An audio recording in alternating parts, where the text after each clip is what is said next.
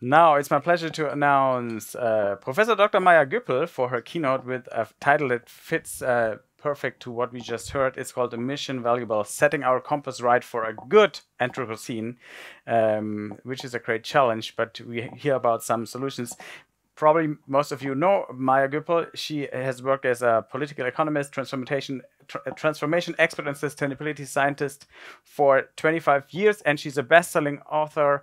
And there's a new book coming up pretty soon, because if you write an email, you get the reply that she's currently finishing her new book, and that's why she cannot reply. So stay tuned for that. And now, Maja, the stage is yours.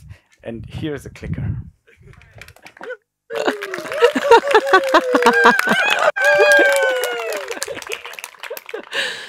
It's always good to be amongst friends.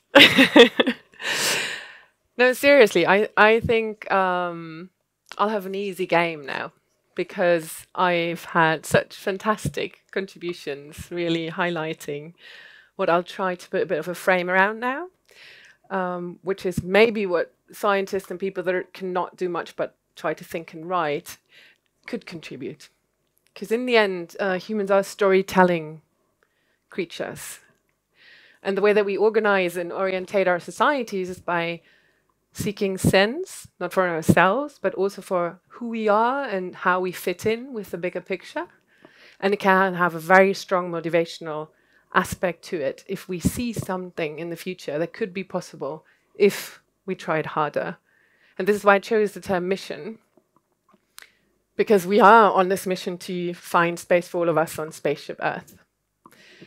And the more we can align some of the particularities, and I think it's very, very important to say it's context-based, right? We do want the diversity of cultures. We do want the diversity of different solutions in order for one thing to be able to filter, to draw into something else. And especially to be something that comes out of us, that we carry and we burn for. I remember when I was in my, I think, maybe early 20s or something, and I would go to all these panelists that, like Brian Eno in that example, have been doing this for a long time. And I was like, do tell me what I can do to make it work. And he'd come back to me and say, follow your heart. I was like, damn it, what a stupid answer. Follow my heart? I'd look for answers. I want him to tell me what I can contribute so that this works out, because he knows he's the expert. He's out there and he's been doing this for a long time. And the more I've been into this field myself, the more I understand how valid and strong this answer was. Because in the end, that's where we get the power from. That's in the end where we stand up from again. That's the energy that is driven by more than knowing. It's driven by love and by wanting. And I think we do need this energy right now. And I always get asked, are you an optimist? Are you a pessimist? Or how can you stay optimistic whilst knowing all the data? And I think Paul Hawken has brought it down very, very nicely. And he said, whoever knows the data and is not a pessimist hasn't understood the data.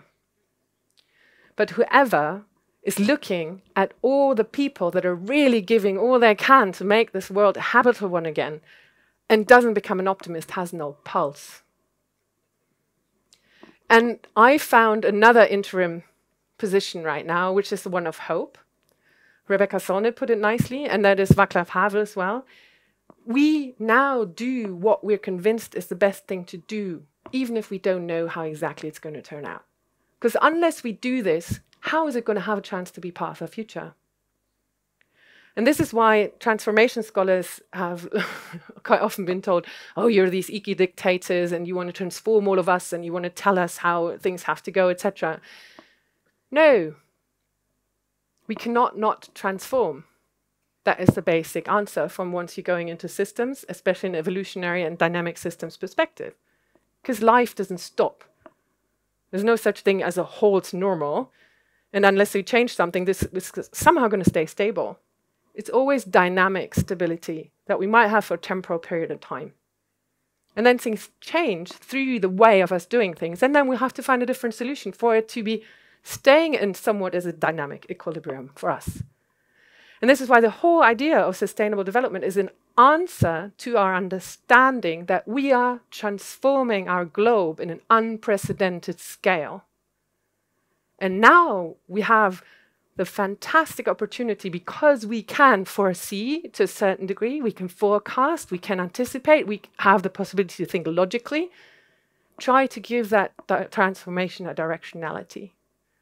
That's all we can do, but no less than that.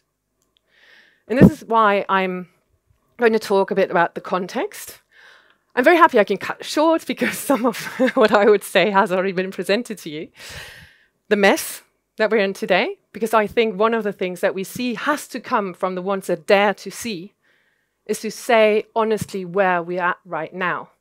And to say innovation can only become successful problem solving if we dare to describe the problems adequately. Otherwise, we're just going to drive solutions past the problems. And this is why that is not doomsdaying, it's just saying I dare to see. And then I'm going to be part of the people that can help us solve this mess. And this is where I want to go with the light. And then tell all of you why you are important. You matter. It's the last chapter of my new book, by the way. You count. So the context. The Anthropocene. It is basically the realization that we have moved, and here I like to use a very simple symbol that Herman Daly has coined to say we've moved from an empty world into a full world. And a lot of the ideas, especially on economic growth and economic accounting and the way that we've been running progress, still work with the ideas that were born in an empty world in the 19th, 18th, 19th century. A lot of them in the process of industrialization, very much based on the fossil fuel possibilities and a capitalistic way of using money. And I think it's very valid for you to point out, I'll come back to that in a moment. Money is a fantastic energy source if you create it for that purpose. And so we have to get out of that becoming an extractive power force into it being a supporter for the regeneration and empowerment of the many. And this is why it is crucial to understand back then we had about 1 billion people, loads of nature. That whole idea that there is something like a planetary boundary wasn't even within the mindsets of the people back then. How would it be? They weren't traveling as fast. Only with machine power travel could you get across those distances to try to understand there's another part of the planet that you might extract resources from very helpfully to feed your own company or your own nation. Whether the people in the other places were happy to contribute or no, it's probably a bit of history writing, depending on who's the author. You'll find it's a white man's burden to tell the rest of the world how they might have to run it so they can be successful. Or you might get into places where it's saying it's actually been quite a lot of damage being done, including quite a lot of killing of people that happen to have been there and being the stewards of the resources, only in a different way. And this is why the stories we're telling are so crucial into understanding where we're going and who tells the stories. And this is why we really right now have to embrace the stories that can take us towards the regenerative world. And to make sure that we understand that currently the Anthropocene, the full world, means we've got up to 8 billion people, per capita consumption is so much higher, and this is where you see from 1950 it going upwards. Yes, it's been a success on the material side. Having loads of stuff, nice. And no one of us is going to tell anybody that they shouldn't be happy about it. If it wasn't for the side effects, why would anyone have an interest to saying you shouldn't have it? And I've been having these debates with a journalist, like where is our motif? Do you think it's fun to tell everybody, no, so you can't have 15 smartphones, gigantic villas, everybody on lakesides, we only have a certain amount of space on this planet? No, it's not that we like to tell people you can't have more. But we do want to tell people that having more is not necessarily a satisfaction for life. And that is the beautiful benefit if you start thinking about what makes us feel well. If you're getting interested in social science, in psychology, etc., then you get into the relationships and the health of your existence, your being, your body, your physique, and of being able to contribute, to feel part of something, especially something that's bigger than yourself. In all the well-being studies will tell you, when you go towards horizontal, that's what you're going to remember. And that's very nice, because it means that this whole rhetoric about, oh, we're not going to have welfare anymore, oh, we can't really have wealth anymore, oh, now it's going to go back to the cages, and living in the Stone Age again is just bollocks. And this is why we do need to have innovation focus on a particular formula that I'm going to present to you in a moment. This is, we can jump the planetary boundaries because you learned about them already, the human predicament. And it's from the Nobel laureates of last year. Effective planetary stewardship requires updating our Holocene mindset. We must act on the urgency, the scale, and the interconnectivity between us and our home, planet Earth. And what I'll try to do now is to present maybe 4 reframes of which you'll have found everything in the 4 or 5 different contributions we've had before. And that always makes me happy because I think when you look at the patterns, we can see the connections between different individual solutions rather than having every individual solution try to tell them why it's the silver bullets. If you only take this one, you're going to save the planet. No, we need many, many different beads to put in the value creation chains for them to be beautiful and to be working. And then we can see what are the essences of the paradigm shift that we're up right now. And I think one is particles to systems. We've been very much used in the Newtonian way of looking at the world to take things apart. You mentioned the analytical framework with which we're trying to dissect more and more detail about the individual pieces, including humans, and then think, oh yeah, if we know this now, we can just multiply by the amount we have, and then we'll understand the system. No, you won't. And this is why it is crucial to understand how things link with each other and how we co-develop. There is no such thing as humans are that way. We're certainly not the same humans that we've been 150 years ago. Not from height, we've all become a bit taller, not from the way that we're running what is a right behavior in our societies. I'm quite glad women can vote now. I think it does something with us in terms of what we can contribute to societies. And I think a lot of us feel slightly different as well, just because we have a complete different set of knowledge as well about the world and ourselves. So a different idea about the potential of what could happen. So we are co-evolving with our surrounding. And that is important. Because the other one is speed and rhythm. We've seen the curves going like this. And I think when we have one image for success, and I've done a Google search once, I really recommend it, for success, development, growth, etc., you find this curve. It's become the symbol of progress, but planet's this.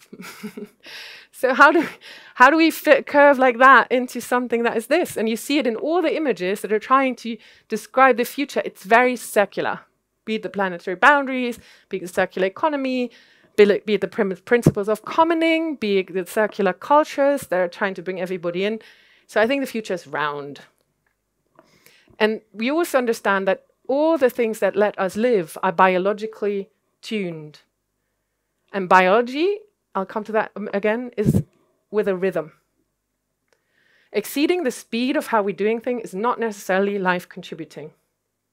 And you've mentioned it with regenerative agriculture. I mean, I have a lot of those friends as well that are needing philanthropic money right now, because it'll take up to 6-7 years until the regenerative rhythms of systems being brought together again that we've taken apart in the monoculturization, they can feed off each other again and bringing about the multiple variable contributions of ecosystem services, but it'll take that time. And from the risk assessments right now, and from what you're accounted for delivering, it's not valued. And this is where you're coming in that delta of doom that you've been talking about as well. And so we do have to understand the rhythm. And sometimes we have to be really fast. And with the decarbonization, obviously, we have to completely accelerate phasing out the old system and bringing in the new one. But understanding how we're doing this is not disconnected from biodiversity, for example, and from how quickly our regenerative ecosystems can provide for replacing fossil fuel-based plastics with biomass-based plastics. It's not unlimited. And also, electrifying everything means that we want to dig a lot of material out of the ground. Unfortunately, there's forests on top of those grounds. So I don't know why people find it so difficult, like McAfee and others. Maybe it's because they've never studied ecological sciences and they just claim, oh, the Earth crust has loads of raw materials. There's no problem with it. Yeah, duh. Earth crust has a lot of other things that need to be on top of it, but digging out raw materials. So unless we understand that rhythm with which things can regenerate, we might exceed what is there, the carrying capacity. But it can also have a beneficial outcome, because I think we understand when we look at the care sector that we're exceeding the rhythm by which we can deliver high quality. So slowing down, doing things with more attention, being able to focus on people that you're trying to serve, especially our smallest, and the elderly that cannot cater for themselves anymore, is not going to get improved by speeding up. So quality and speed in our definition of productivity are not working well together right now. So reframing some of those key terms is absolutely crucial for us to understand if doing something more is going to equal better. And this is where we're coming into the financials having to be transferred into the values, because we're going quite blind right now. Prices have to tell the truth as the most simple economics answer. They don't. So to still uphold, but the markets are going to be the solvents of all the problems, is just mad, because the markets don't have the price signals. So either you allow policymakers to introduce the price signals that are helping us to show the scarcity of particular resources, or it's not going to work. But if you're on the one side saying, don't disturb the market, and then lobby against CO2 price would be the first thing to do, to have the significant height, Lenkungswirkung is a German term, the significant height to be able to draw out carbon-intensive practices, then you're just distorting your own tool that you've been arguing before. And this is exactly where we're stuck in right now. On the one hand, the market should solve it, and then all the marketeers are advocating for the prices to never, ever get high enough for them to be able to do their work. So we have to decide how we're going to make sure, if we're going for price signals, that they can help us see much more clearly again what is created in terms of values, the social, ecological, and human values that we all depend on. And this is where and how we could get from an extractive way of dealing with our planet, our spaceship Earth, into the regenerative one. And this is why I like to talk about the human stupidity for a moment. I'll tell you who I got this term stupidity from after reading this out. The problem with the notion that nature is indestructible is this: it's wrong. Once economists accept that they're mistaken on this account, it could revolutionize the way in which we calculate economic progress. And everybody very interested in climate change, I really advise, and it's got a summary, I think the original report is 600 pages, but what it does so well is to show how biodiversity and looking at ecosystems from living organism points of view will make you understand how much work and productivity is being done there without us hearing, seeing, or recognizing or valuing it. And that it's full of verbs. The microbes are doing something, the circulation of water is being done by other bacteria, etc., etc. So there's so much life in there, it's continuously working, but we're attaching or using stories that say our money works for us. Nah, doesn't. I mean, if you've seen Work and Money, please show it to me on the beer break. I haven't seen markets do much either. I've seen people doing a lot of economic activity. And this is why I think we have to really get out of frameworks and narratives that hold us hostage from not seeing what is actually helping us to live well on this planet. And the stupidity aspect is from Manfred Max Neef, who's an economist, a Chilean. He's become the barefoot economist because he left Shell, where he was a very successful manager, one day to say, I don't think that this economy is serving the poor people at all. And so he went into the forest and he went to live in the poor communities and said loads of the principles of which we are saying you should run a market, like self-interest and maximum competition, etc., just don't work in the places. If you did this, you'd die. If you behave like an idiot, selfish and not caring about anybody else, yeah, go die in your jungle. So how come that we're attaching or a lot of institutional incentives, build-ups, and ways of doing things to a story that is not comparable or compatible with our understanding of how we create surplus value through cooperation? And this is where he said it's the one difference between animals and humans. Stupidity. We know these things. Animals don't. We still don't act on them. But we can. We can just prove Manfred Max Neef wrong. And I think this is what we're here for today. Getting out of the misguiding balance sheets. This is just one example, systemic, put together the Food and Land Use Coalition to say, if we were to account more honestly for the damage done we would see that have a 2 trillion loss in our food provisioning system. It's been multiple different ways of trying to calculate this now. I think it's really encouraging because it brings us to the looking honestly at where we are today, and then can bring out all the ideas about the innovations that can help us get into net positive ways of doing things. Because those are lose-lose-lose systems. When you think about the yellow bar, it's the social. If we're destroying the local resilient communities that are producing primarily for themselves, formally, with the seeds that know this soil and can live there, with imported goods from somewhere else, or imported seeds from somewhere else that are then supposed to be stock commodities in huge amounts to be exported to the international market, as soon as we have volatility, as we've seen it, a lot of very insecure living conditions emerge. So if we distract this, then we are, or if we prevent this, then we are already not causing as much damage. One lose out of there. Then the ecosystems, how we use them is going to obviously show how much value in ecological senses we have in the future. If we stop degrading them, but regenerating them, another tick box plus. And the last one I think is really, really important, the way that we feed ourselves and the way that we pollute. You've been mentioning the fertilizers, we've got the microplastics, we've got the emissions from very fossil fuel heavy ways of mobilizing or doing mobility or farming. It does stick in your lungs. And having very bad food with high sugar is not good for diabetes. Having obesity, and we see obesity rates going up in poor countries because it's not a very good nutrition when they're being given what we are supporting with export subsidies. So if we think about all those costs to be avoided, there might be less business models, unfortunately, because healthy people are not tending to be so beneficial for economic balance sheets. But it's still a good thing to go for. And this is why sometimes it is important to say, maybe there are places and rationales of progress that we won't be able to put a price tag on, and to have that courage as well.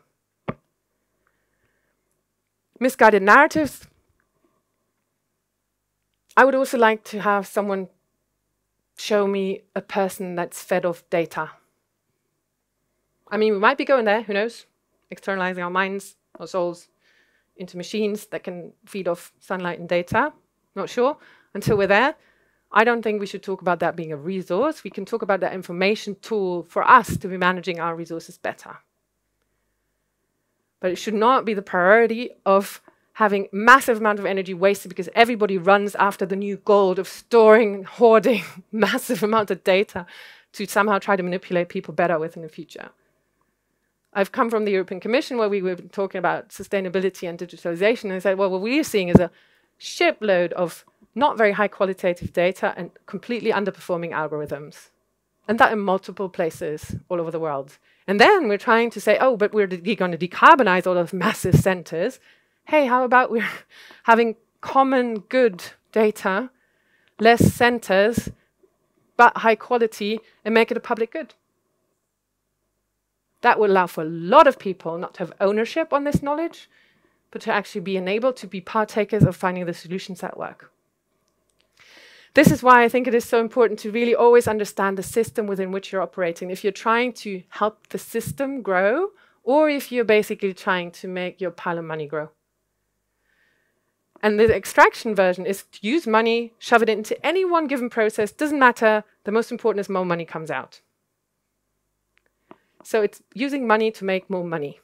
And the whole idea of economic practice as being some productive activity is kind of fallen out of the equation. And there's a lot of very unproductive money earning around right now. We call it rent seeking. And tendency, the ones that already have a lot of money can do that big time.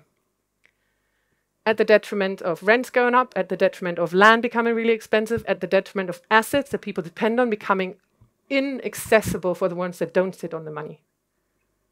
And this is why I think we have to reclaim that term too. Investment means that you putting it into something and you care about what's evolving in that system.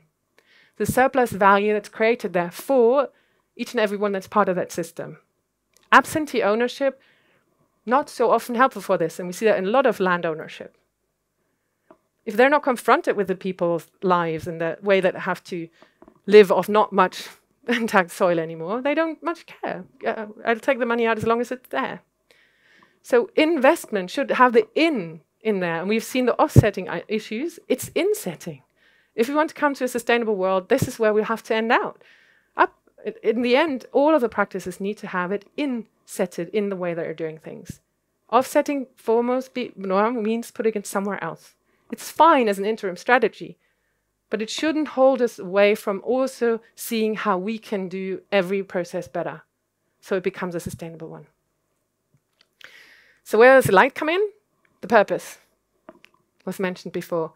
I think it is absolutely crucial right now, where we see a lot coming together, a lot of actors wanting to do things better, to be clear on where a declared purpose is a lived purpose and where a declared purpose is a lie. We can't afford greenwashing at a time when people are willing to put more money behind things they feel help the planet. It's the last thing we can do. We can't afford empty promises when an agriculture minister says, oh, we've now completely greened the European agricultural subsidy scheme, so no one needs to worry anymore. And no expert in the country, as a person that's voting, can at all understand that that's close to just lying. We can't afford this. We need to know that we're putting honesty behind a declared purpose. It has to be a lived purpose. We have to look at putting the resources behind achieving that purpose. It doesn't mean we have to be perfect now. It means we're going to go into a search process of improving ourselves, learning from each other. We can only do that with a certain degree of honesty and integrity. And this is why I think it is very, very crucial right now to be stark on the ones that are greenwashing. And that is not only on the green, but I think on the social as well. Don't pretend that you're a nice company that wants to have meaningful social interactions among people when all you're interested in is having the algorithms pump the negative tweets and timelines up so people get more agitated amongst each other because it helps your profit. I think Meta would benefit from change in leadership, since we've been talking about that.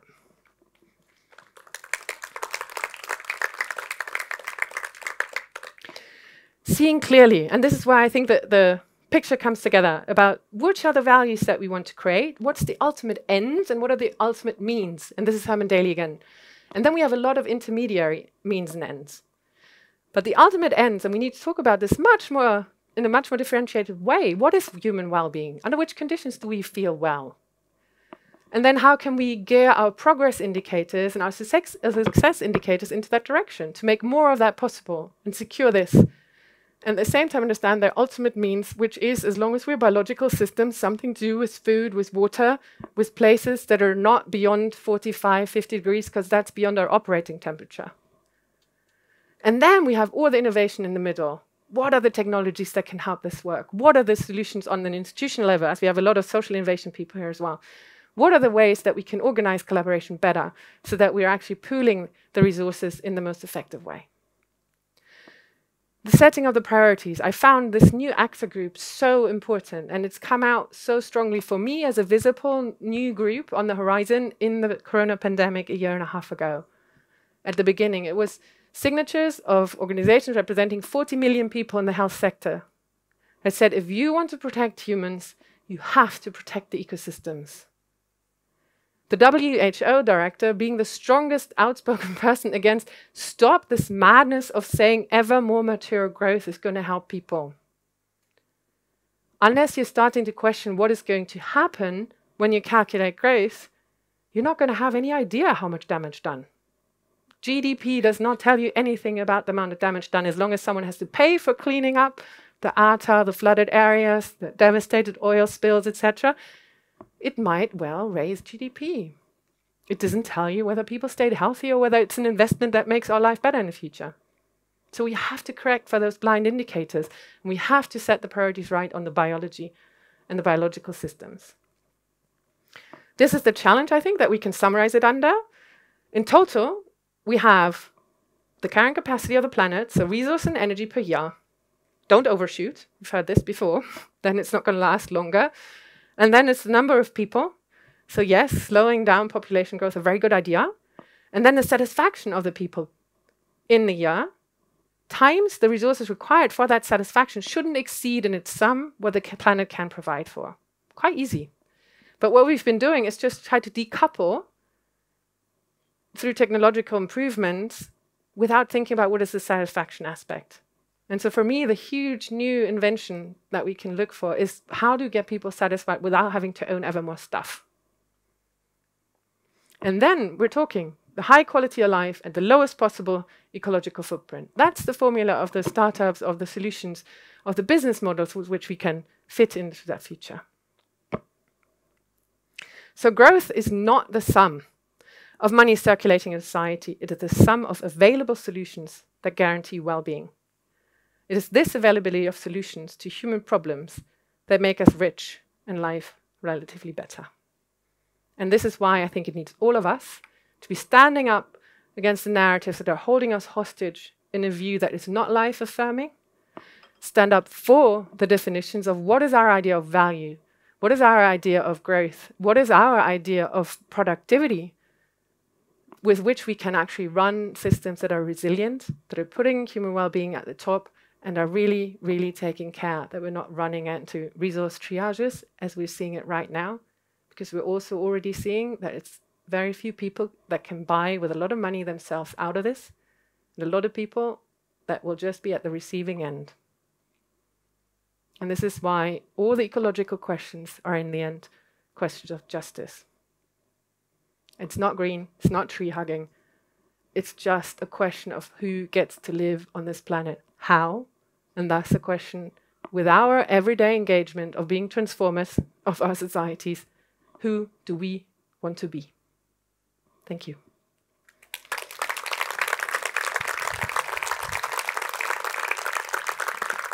I hope this is working. Thank you so much, Maja Göpel. Do you want water? We forgot to put some on here. And very biological being right now. Yes, absolutely. And you can think about one or two questions while I'll pick up the water. Could you hand me some water, please?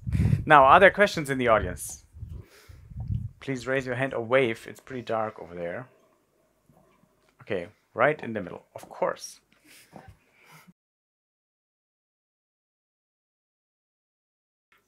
Scream, or we pass this on.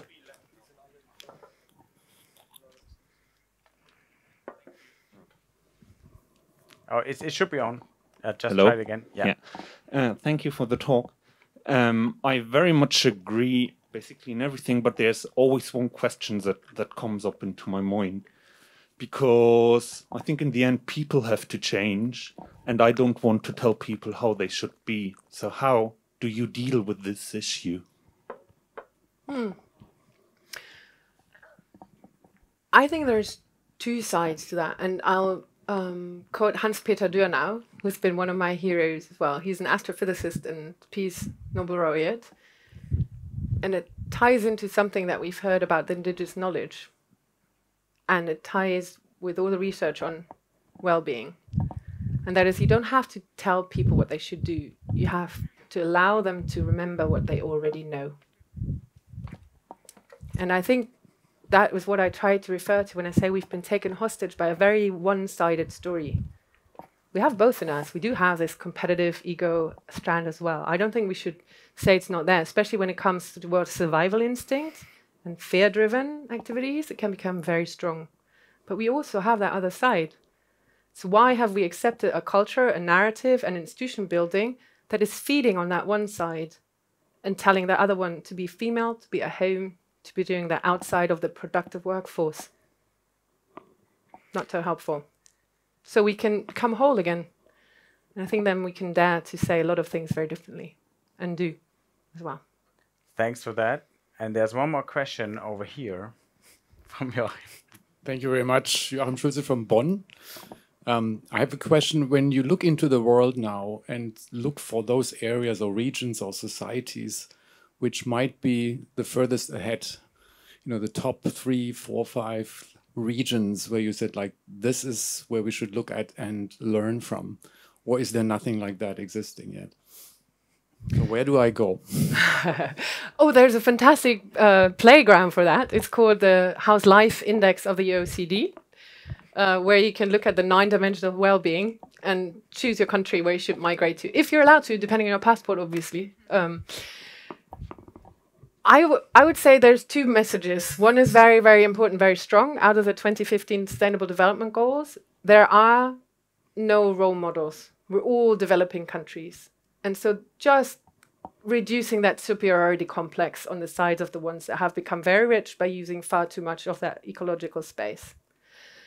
And then to say, how do we learn from each other from the aspects that some do best? And obviously, when you look at the well-being and you look at the happiness, you have a lot of the Nordic countries coming high up. I think it's interesting there to look at how social systems and how work and life balance, etc., are being organized there. But you also have places that have more sunshine being higher than the ones that are sitting in a lot of bad weather. So there might be some very biological about this one. And you have places that I would think, but it's not evidence, but I would love it if some people were going more into that, have not been so exposed to that narrative of acquisition and success being if you own more and subdue others. It's like island states, small little places where community still has a stronger role to play.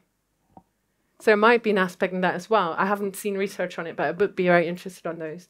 And this is why I think it is important to see that there are always different angles from which we can start to unblock some of the things that right now hold us back.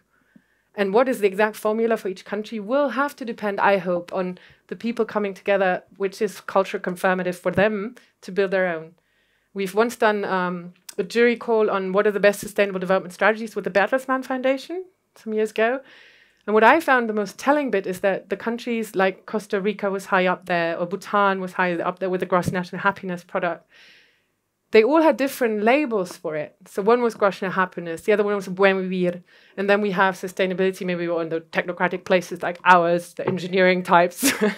So it has to resonate with how people are and has to speak to them. Then it is going to be carried beyond metrics. And this is why I think it has to be a co-creative process and co-learning from each other.